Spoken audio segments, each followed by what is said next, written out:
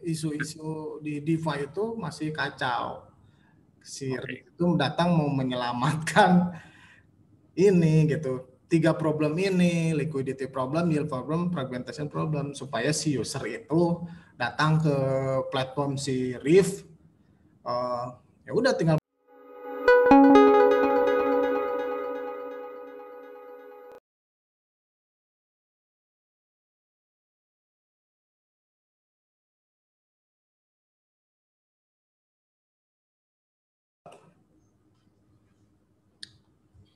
Halo malam teman-teman semua, kita ketemu lagi di acara Investor Crypto bareng saya Alvin Investor Crypto dan saya ada di Investor Crypto.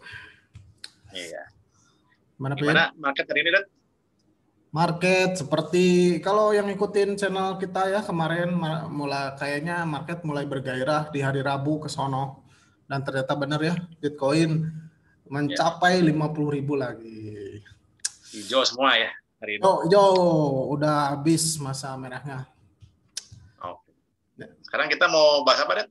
Wah, ini nih gua kayaknya seminggu ini gua pengen bahas masalah DeFi dengan segala permasalahannya. Nah, sepanjang gua jelasin DeFi seminggu ini, sekalian dimention produk-produknya gitu. Jadi sekali jalan sambil problem-problem di DeFi dibahas lah gitu dengan si ini produk ini apa gitu. Terutama si Riff, Win. Iya. Riff itu kan sebenarnya produk DeFi yang datang belakangan. Nah, berarti dia udah ini mengetahui apa permasalahan di DeFi gitu. Iya. Nggak bikin Langsung aja ya. Langsung aja. Bikin PPT. Iya dong. Rada banyak PPT-nya. Oh iya. Oke. Ya mulai. Jadi gini ya, kalau di DeFi ini, gue sebenarnya ujungnya itu pengen bahas si Riff ya, si Riff ini. Nah, sepanjang jalan ntar bakal disebut produk-produk apa gitu. Soalnya si Riff ini kayaknya yang beneran ngebungkus semua problem DeFi ya gitu. Makanya untuk mengetahui produk Riff, kita harus tahu DeFi dulu nih gitu. Sekalian gue pengen bahas nih. Kita bahas lah pokoknya setiap hari DeFi selama 5 hari sampai jelas itu DeFi itu gimana. Soalnya gue nggak yakin teman-teman itu beli token apa gitu, REN lah, terus apa lagi Uniswap atau apa gitu. Sebenarnya garis besarnya itu apa gitu, big picture-nya itu apa, yaitu DeFi sebenarnya. Jadi si DeFi itu sebenarnya kalau bicara cryptocurrency, gelombang kedua setelah koin-koin infrastruktur itu ya kayak Bitcoin, Ethereum, Cardano, yang beneran serius lah gitu, yaitu DeFi ini gitu. Menurut gua ini DeFi sih nggak akan kemana-mana gitu. Kalau si koin-koin infrastruktur kan memang udahlah emang pasti dipakai sebagai dasar dari program-program di atasnya. Nah, aplikasi yang paling besar daripada si dunia decentralized ini yaitu ya DeFi gitu. Apalagi selain DeFi. Ya. Waduh, bentar. Ininya nggak berurutan lagi. Bentar. DeFi nih paling atas nih. DeFi. Di sini gue bakal jelasin juga yield farming itu apa. Ini kan ada yang nanya juga di komentar sih, Bang itu yield farming apa gitu.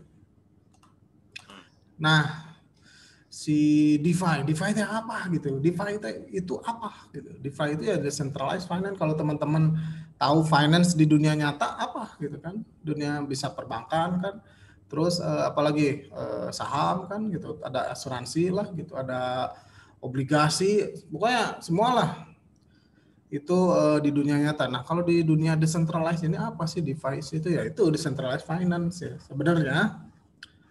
Decentralized finance itu secara definisi ya, cuman sebenarnya ujung-ujungnya apa? Sebenarnya kan DeFi itu kan kalau kita bicara Bitcoin, Ethereum, Cardano itu sebenarnya kan koin yang beredar di network tersebut lah gitu kan. Fungsinya itu ya di salah satunya untuk si smart contract itu kan kalau di Ethereum sama si Cardano. Nah, Si DeFi itu ujungnya ya sebenarnya program kan.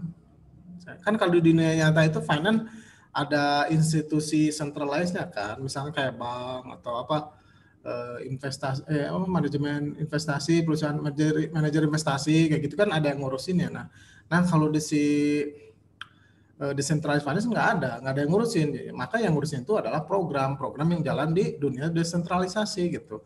Nah, program yang jalan di dunia decentralized kayak Ethereum, Cardano, Aron dan lain-lain yaitu ya smart contract gitu. Jadi sebenarnya si device itu adalah decentralized finance gitu. Teknisnya gimana? Sebenarnya itu finansial smart contract gitu. Nah, tapi kan namanya financial contract bisa macam-macam gitu. Nah, yang termasuk dalam kategori DeFi itu apa aja? Pertama satu DEX. DEX itu Decentralized Exchange. Kalau di dunia nyata itu berarti kan pasar saham kan. Kalau di dunia nyata itu. Yaitu contohnya apa? Uniswap, SushiSwap, Curve Finance. Jadi kalau teman-teman mau jual beli kripto tidak hanya di Binance, Indodax dan lain-lain ya, bisa juga di Uniswap, SushiSwap. Nah, itu nggak ada centralized authority-nya gitu. Langsung antara wallet ke wallet gitu, nggak ada yang menengahi lah, nggak ada middleman-nya. Kedua itu DEX agregator. Nah kalau Uniswap kan misalnya nuker untuk apa ekosistem Ethereum, si SushiSwap juga sama sih. Cuman kan antara Uniswap, SushiSwap, Curve Finance atau ada yang lain-lainnya lah. Nah itu kan beda-beda rate. Tidak mungkin sama benar gitu. Misalkan mau jual ETH menjadi Koti atau ETH menjadi apalah maker, jadi matic, jadi apalah gitu. Kan itunya rate-nya beda-beda ya. Pasti beda-beda tiap antara apa decentralized exchange. Cuman bedanya nggak terlalu gede sih emang gitu. Cuman itu ada yang bikin lagi namanya DEX aggregator gitu. Contohnya si OneInch itu. Nih coba lihat aja lah. OneInch agregator.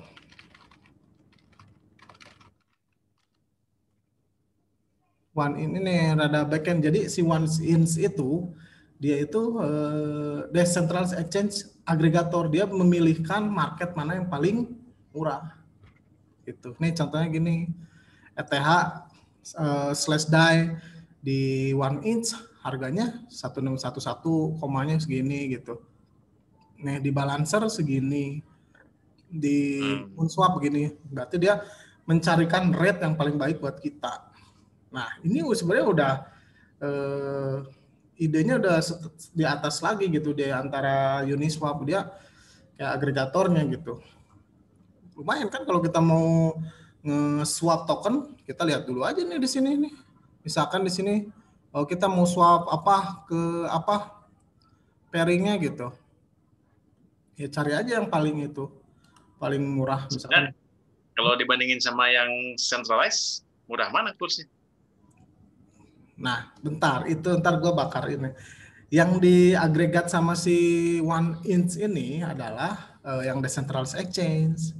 Nih, kalau di sini nggak ada yang di ini kan. Jadi itu ya bedanya decentralized exchange sama decentralized exchange aggregator. Ini kayak si OneInch ini gunanya itu untuk memilihkan rate yang paling bagus di antara decentralized exchange. Oke. Berikutnya lending dan borrowing. Ini kayak bank. Ini kayak bank simpan pinjam. Bukan simpan pinjam sih, pinjam meminjamkan. Bank itu bukan simpan pinjam sebenarnya kan, pinjam meminjamkan. Ini pokoknya bank aja. Contohnya si Compound, si Maker atau si AV. Nah, ini nggak ada centralized authority-nya, jadi beneran minjem tuh dari wallet ke wallet gitu. Itu ya yang masuk kategori DeFi itu. DEX, agregator, lending dan borrowing kayak bank, terus derivatif itu produk-produk turunan gitu. Kayak future, kayak gitu-gitulah. Terus bisa juga ini tokenize real world asset, misalkan emas gitu, tapi di kriptoin gitu, di tokenin gitu. Kayak gitu. Derivatif lah, gue produk-produk keuangan turunan gitu. Biasanya kayak kalau di dunia nyata reksadana ya, kayak gitu ya, Vin ya? Sebenarnya gue pengen tanya, tadi kalau misalnya lending sama borrowing gitu ya, kalau kita pinjam sama bank kan mungkin udah terpercaya gitu ya. Hmm. Kalau di sini karena peer to peer gini, jadi siapa yang bisa menjamin ya kalau ada masalah gitu? Kan dia sistemnya gini, bentar, itu juga mau gua bahas, tapi good question, pertanyaan yang bagus. Tapi lending dan borrowing itu kan ada ininya, Pin, ada kolateralnya di sini tuh. Pertama itu ya, ada kolateralnya. Jadi kalau lu nggak bisa bayar ya, di kolateralnya di lu likuidasi atau jaminannya lu bakal diliquidate gitu. Cuman ketika ada masalah, nah ya itu kan yang menjalankan itu tuh program gitu. Nggak ada KYC, nggak ada nggak ada apa tuh kalau kita itu kayak kalau mau profil profil pinjaman lah apa kalau di bank tuh kalau kita ini kan dicek dulu lah gitu kemampuan finansialnya berapa kayak gitu-gitu yang nggak ada namanya juga decentralized ya dia itu cuma bergantung ke ini kolateral berarti cuman gitu. Jadi kalau tadi Alvin bilang ini siapa yang menjamin ya nggak ada. Nah itulah termasuk salah satu resiko DeFi gitu. Kalau Cuman ya kolateral tadi misalnya apa kolateralnya? apa? Kalau si kolateral misalnya apa misalnya? Ini lu kalau minjem minjem di kompon lu harus ada kolateralnya nggak minjem ada jaminannya dong kalau di Iya, decentralized. iya. Maksud gua kalau kita minjem ke bank kan kita kasih jaminan kan Hmm. sama si bank kan harus ditaksasi dulu apa gitu. Misalnya Hmm. jaminannya rumah gitu. Hmm. Nah, kalau di sini gimana jaminan? Jaminannya ya kripto. Kripto lagi. Iya, kripto lagi. Jadi ketika lu nggak bayar ya itu yang dilikuidasi gitu, diambil duit lu. Berarti dia punya duit juga sebenarnya dong. Ini Iya. jaminannya. Jadi gini biasanya dia itu menggunakannya untuk spekulasi sih biasanya. Dia pinjem duit, pinjem kripto yang lain kan bisa pinjem kripto yang lain gitu. Gitu. Ya, ya, oke. Jaminannya duit lagi gitu. Tapi ya kan di kripto banyak itunya. Biasanya gini lah, misalnya jaminannya dalam stable coin. Misalkan dia mau pinjam Cardano, misalkan kayak gitu-gitu. Ada Nah, itu ada jaminan siapa yang nge-hold tuh jaminannya? apa? Smart Jaminannya siapa yang nge-hold? Smart kontraknya. smart contract dia semua dieksekusi berdasarkan program. Good question, Ben. Good, very good. Nah, jadi semuanya itu di di dalam program gitu. Jadi lu harus ngerti cara kerjanya si smart contract itu gitu. Jadi kalau lu melakukan kesalahan ya udah, namanya juga dunia decentralized ya, lu nyimpan duit di wallet 1 triliun, lu lupa password ya udah, bye bye. Nggak ada customer service yang bakal lu nolongin kalau di dunia decentralized ya begitulah. Tapi ya kita dikasih kebebasan lah. Terus derivatif tadi produk-produk turunan ya kayak mungkin apa ya reksadana lah gitu mungkin ya. Ini mah kan bisa ini real world. Jadi saham Tesla ditokenin kayak gitu bisa nih derivatif kayak gitu. Terus prediction market tuh kayak prediksi. Prediksinya sih kayak si augur itu ya. Prediksi bisa kayak gini, si Donald Trump menang apa kalah. Nah, itu lo beli yang mana gitu. Itu juga termasuk DeFi itu. Macam-macam nih, misalkan Manchester United lawan Manchester City. Nah, ada prediksinya lu beli yang mana gitu. Menang MU gitu misalkan kayak gitu. Terus payment udah jelas lah. Nih ada juga ini si asuransi ya. Pokoknya produk-produk finansial yang di dunia nyata kayaknya semuanya bakal ada di decentralized ya, di DeFi-nya gitu. Itu ya DeFi begitulah, produknya banyak gitu.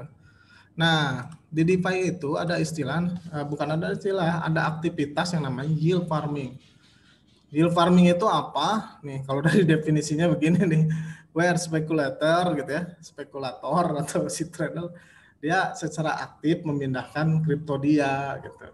Dia punya aset, dia mindahin dari satu platform, misalkan dari Kompon, terus dia itu simpan lending, borrowing di Kompon gitu, atau dia pindahin lagi ke AV kayak gitu. Yang tujuannya itu untuk mendapatkan yield paling gede gitu. Dan selain itu, nah ini perbedaannya sama dunia nyata sama bank, ketika kita meminjamkan dan dipinjamkan, selain kita dapat, misal kalau yang meminjamkan dapat bunga kan, kalau yang meminjam dia harus bayar bunga kan. Nah, kalau di decentralized finance itu selain dapat itu, dua-duanya dapat ini rewardnya dalam bentuk token. Jadi kalau lu minjemin duit di Kompon, lu selain dapat bunga, lu dapat juga governance token atau COM kalau nggak salah nama komponennya gitu. Jadi lu dapat dua hal, dapat bunga sama dapat token. Nah, ini makanya timbullah yang istilah yield farming, soalnya si governance tokens itu kan bernilai gitu. Jadi lu ketika lu minjam juga lu dapat token gitu. Jadi kadang lu minjam malah untung gitu. Gara-gara si token rewardnya naik harganya gitu. Kalau turun ya lu rugi gitu. Jadi aktivitas itu yield farming itu pokoknya tujuannya itu memaksimalkan return lah gitu. Nih gua kasih contoh nih. Ini contohnya gini. Pokoknya edan lah si yield farming ini. Lu tahu BAT kan? BAT itu salah satu kripto, ini Brave browser lah. Ya. Misalkan lu beli BAT di Binance, terus lu simpan di MetaMask. Soalnya dia misalkan ERC20 token kan, simpan di wallet kan. Terus lu pinjemin di Compound. Nah, terus lu dapat bunga 13,99% dari si smart contract si Compoundnya. Ngasih tahu ini angkanya berapa. Nah, oke, itu paling simpel. Oh, udah gua dapat bunga. Nah, selain itu gua dapat governance token dong, si Compound. Nah, ketika bull market si governance tokennya naik, jadi kita bisa dapat di atas 50% gitu gara-gara nilainya naik gitu dia relatif terhadap stable coin. Nah, lebih edan lagi gini, ada yang kayak gini, contoh yield farming tuh.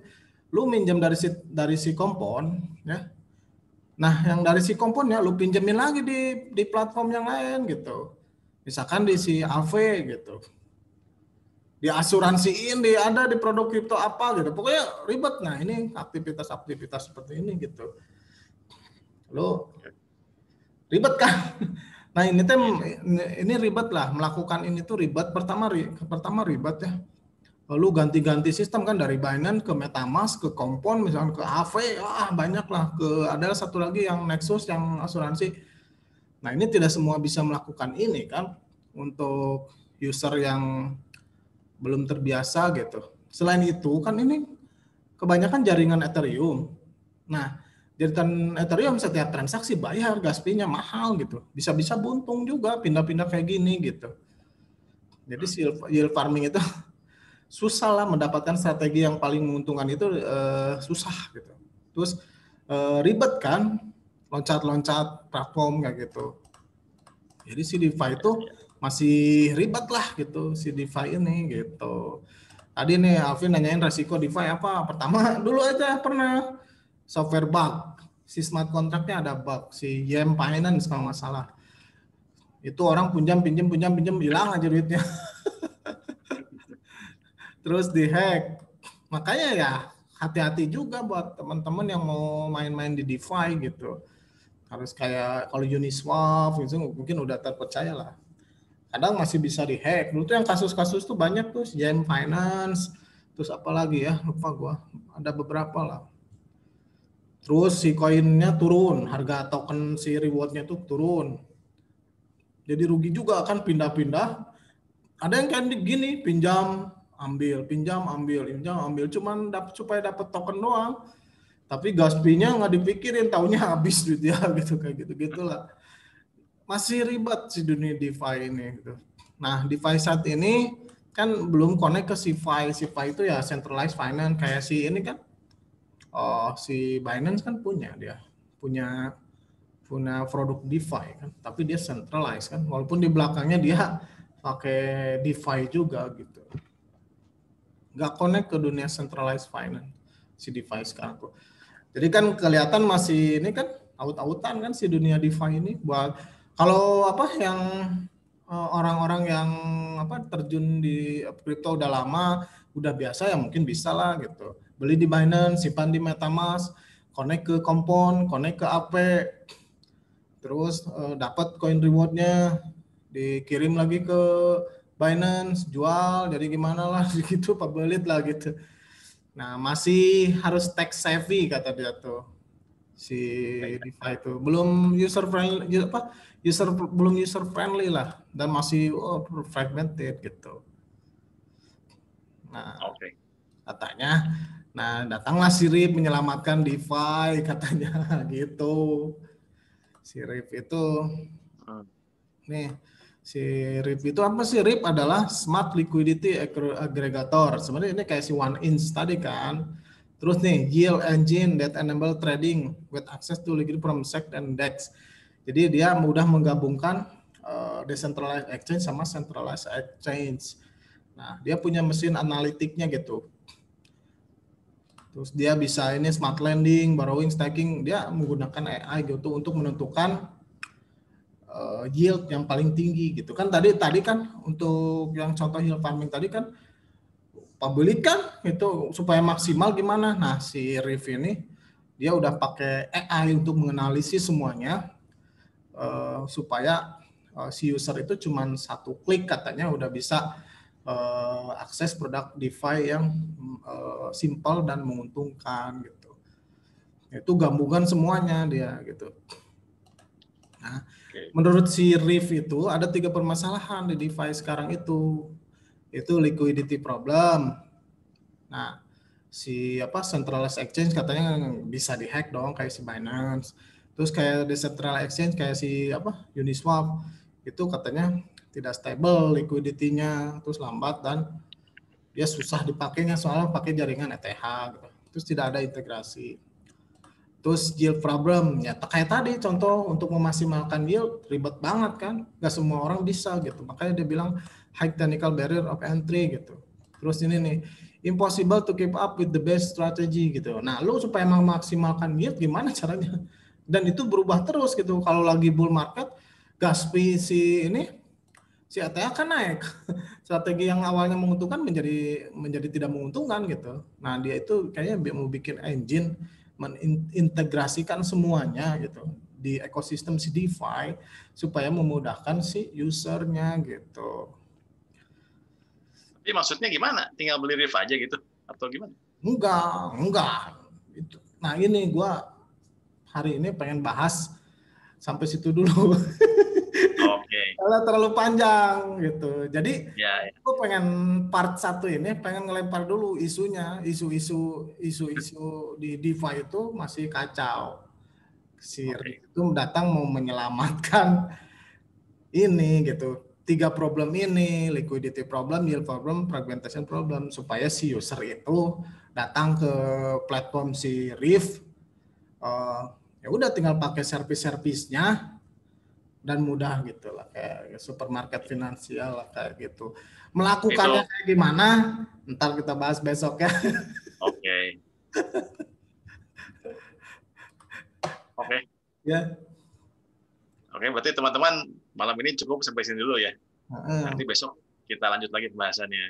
Kita lanjut lagi pembahasan. Nah, itu kan tadi problem yang dibahas, yang problem DeFi tadi ada 3 kata si Rip. Nah, dia itu solvingnya kayak gimana? Besok kita bahas.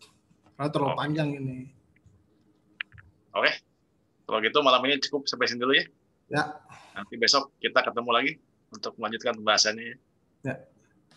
DeFi dan part 2. Oke, terima kasih teman-teman. Sampai ketemu lagi besok. Dadah.